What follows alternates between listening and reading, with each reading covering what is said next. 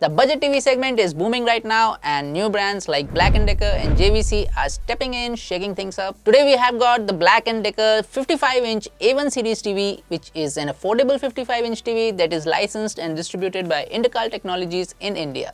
Now we'll talk all details in this review, and I'll also reveal a hidden setting which can dramatically improve this TV's picture quality. To start with, this TV comes with a VA LCD panel. Initially I assumed it was a QLED TV, but when I ran the color gamut test, I realized it was not. The panel can reproduce almost 97% of the Rec. 709 color space, which is used for SDR content. DCI-P3 and BT2020 coverages stand at 83% and 62%, which are relevant to HDR content. Color volume, which measures colors at different luminance levels, is also in line with what we expect from regular LED LCD TVs. We recorded a native contrast of 5000:1, which is great in this segment. Viewing angles, however, are not very wide, as is often the case with VA displays on affordable TVs. We notice the shift in colors off-axis, which is the trade-off you make for higher contrast. And yes, this BF panel can get really bright. We noticed a peak brightness of 550 nits, which exceeded our expectations. The movie preset has a white point close to standard D65, and it is also the most color accurate mode on this TV. The display is tuned for viewing in normal or bright viewing environments and follows a tone curve close to Gamma 2.2 for SDR.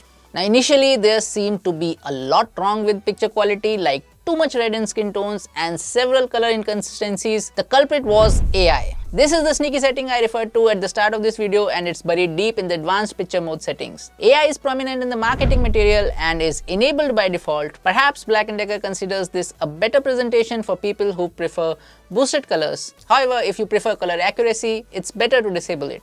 After disabling AI, the average delta error in SDR dropped from 4 to just 1.5, which is excellent. Colors and skin tones in SDR content look natural, but I can't help but notice that blacks aren't as deep, which is again totally acceptable at this price point. The TV supports HDR10, HLG and Dolby Vision HDR formats, and overall the HDR performance is decent, but falls a little short of what you'd get with some QLED options in the same budget. Dolby Vision support still counts as an advantage despite the modest panel capabilities, and that is because quite a lot of HDR content on streaming apps is in Dolby Vision these days, and the A1 at least performs better for such content as compared to affordable TVs that don't support Dolby Vision. MEMC or motion smoothing is enabled by default in Dolby Vision. I personally prefer to disable it to avoid a natural motion or soap opera effect. The TV tends to slightly overbrighten HDR, so Dolby Vision Dark seems to be the best profile, more so when you're viewing in dark ambience. Color accuracy for HDR10 is slightly off, and we recorded an average delta error of 4.1, which we'd say is still fairly above average in the affordable segment. This is mostly because the TV tracks brighter than reference in HDR, as is evident from the PQ-EOTF curve as well. This is also evident in bright HDR sequences where specular highlights appear burnt on this TV. If you factor out the luminance error, the color stacker stats look significantly better. The lack of white color gamut impacts HDR scenes, which results in a lack of pop and slightly paler skin tones. Compared to other affordable TVs, the A1 does a decent job with upscaling legacy content. The motion handling is reasonably smooth as well. The A1 supports useful gaming features like HDMI 2.1 connectivity with ALLM and 120Hz motion accelerator, which do make a difference. The gaming experience with consoles and PC exceeded our expectations. The gameplay certainly felt smooth and responsive considering the price. The TV has a 36-watt audio system with Dolby audio support. The soundstage is wide and dialogue clarity is certainly above average. No complaints here. As for performance, this TV has a dual AI processor, which is a quad-core processor backed by 2GB RAM and 16GB of storage. The performance is not particularly snappy, but it's once again decent for the asking price. The Google TV software is based on the latest Android TV 14 with some basic customizations on top. There are several useful extras like the Fast Connect option that bundles all casting and mirroring options in one place. It also includes a workable alternative to Apple AirPlay for mirroring from iPhones. Some other useful features include meeting mode, world clock, and an enjoy music mode, which you can use to turn off the display while listening to music.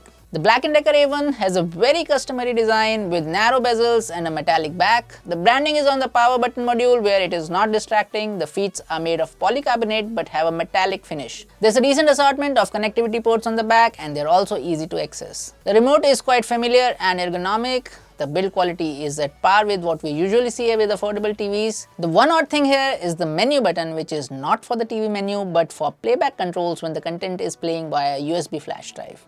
Apart from hotkeys for 4 popular apps, you get a few extra buttons like the Smart button for additional software add-ons. So overall, Black+Decker A1 seems to be a well-rounded affordable option. Compromises have been made and that's understandable, but overall the TV offers good value.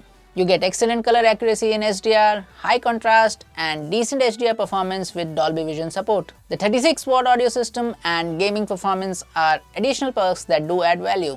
At the same time, for a slightly higher price, you can also get some decent performing QLED options like Acer Super Series 55-inch TV and the TCLC 645B.